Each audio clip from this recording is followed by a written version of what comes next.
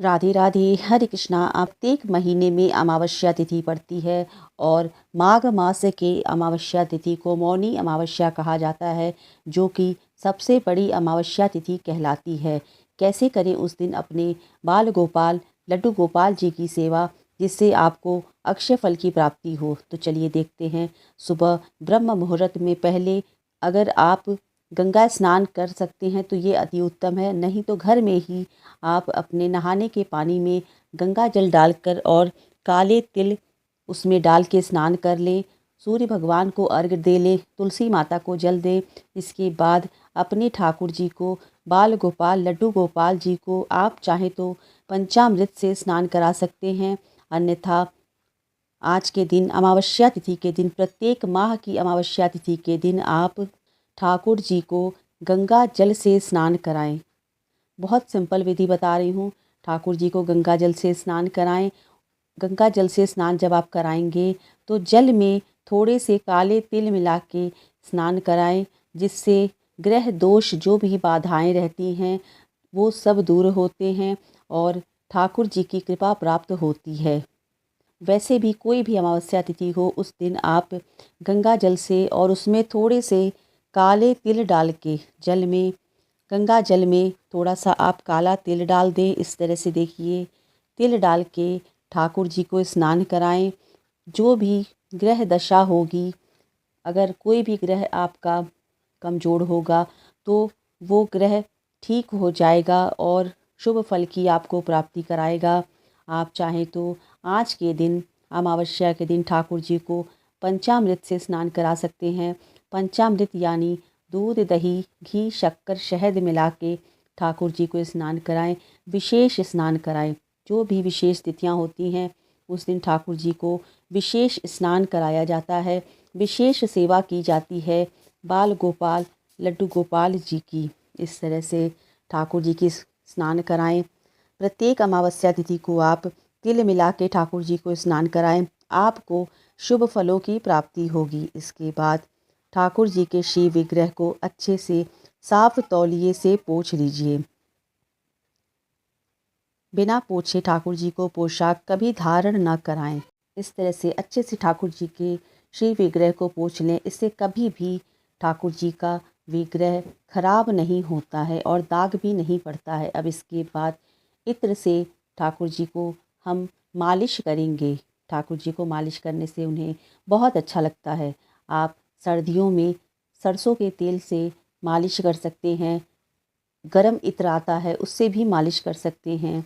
इत्र से मालिश करना हर मौसम में ठाकुर जी को बहुत अच्छा लगता है। इस तरह से मालिश कर देंगे। इसके बाद सर्दियों के मौसम में गरम इनर आता है, जैसे हम लोग पहनते हैं, बच्चों को पहनाते हैं, वैसे ही सेवा अपने ठाकुर जी की जाती है। एक अमावस्या तिथि ही ऐसी होती है जिस दिन हम अपने बाल गोपाल लड्डू गोपाल जी को काले रंग की पोशाक धारण करा सकते हैं। आप चाहें तो मिक्स काले कलर की पोशाक धारण कराएं या पूरे काले कलर की पोशाक धारण करा सकते हैं। मेरे पास पिंक और ब्लैक कलर की ये पोशाक है।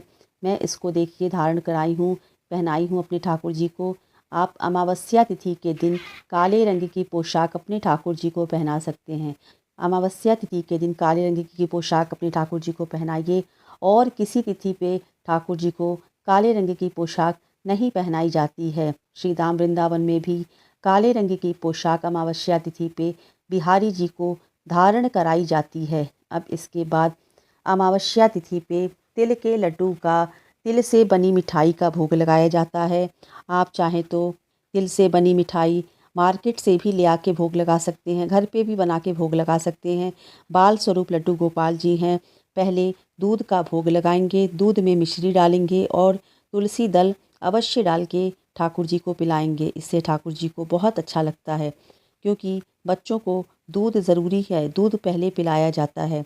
लड्डू का भोग लगाएंगे। लड्डू गोपाल जी को लड्डू बहुत अधिक प्रिय है, इसलिए लड्डू का भोग आप प्रतिदिन लगा सकते हैं ठाकुर जी को। इस तरह से देखिए, आप ठाकुर जी की सेवा करें। अमावस्या तिथि पर ठाकुर जी को चंदन लगाएं, इत्र लगाएं, पुष्प सेवा करें तो ठाकुर जी की कृपा आपके पूरे परिवार पे बरसेगी। देखिए, ये मेवे का लड्डू है ठाकुर जी के लिए। विशेष करके तैयार किया गया है और आज हम इसको भोग लगा रहे हैं। मेरे ठाकुर जी भोग लगाएंगे।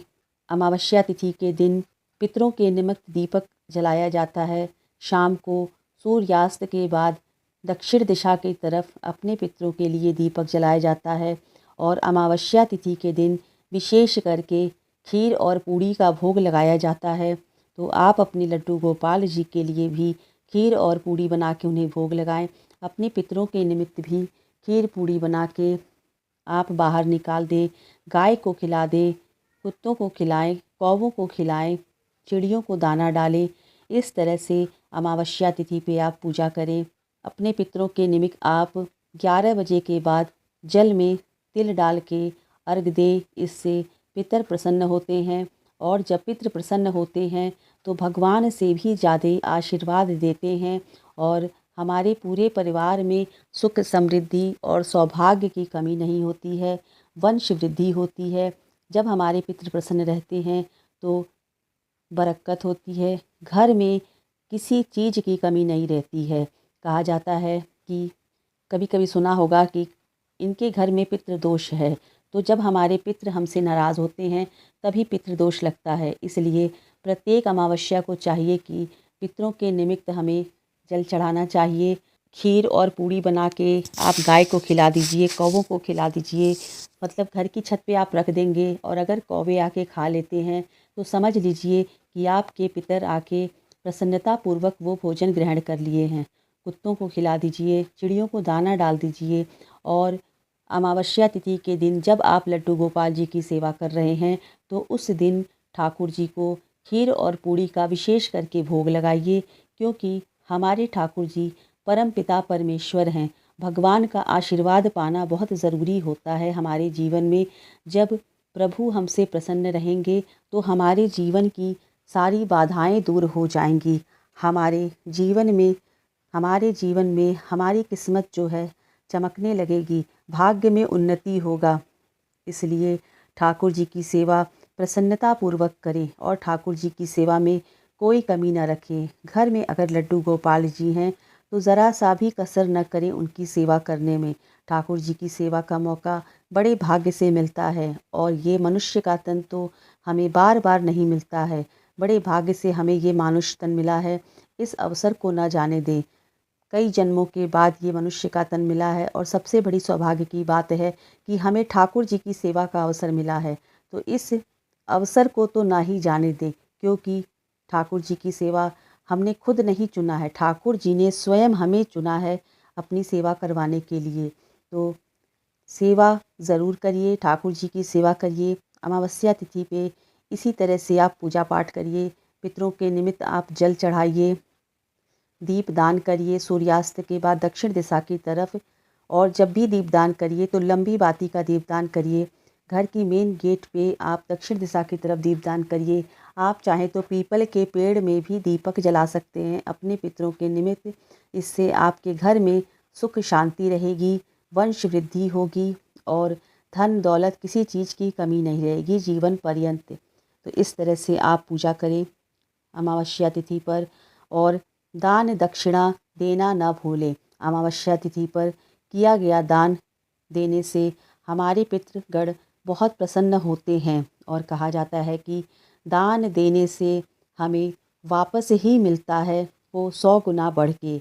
इसलिए दान ज़रूर करना चाहिए और जैसा मौसम हो वैसा दान करें। अगर गर्मी का मौसम हो तो गर्मियों के हिसाब से दान करें, सर्दियों का मौसम हो तो सर्दियों के हिसाब से दान करें।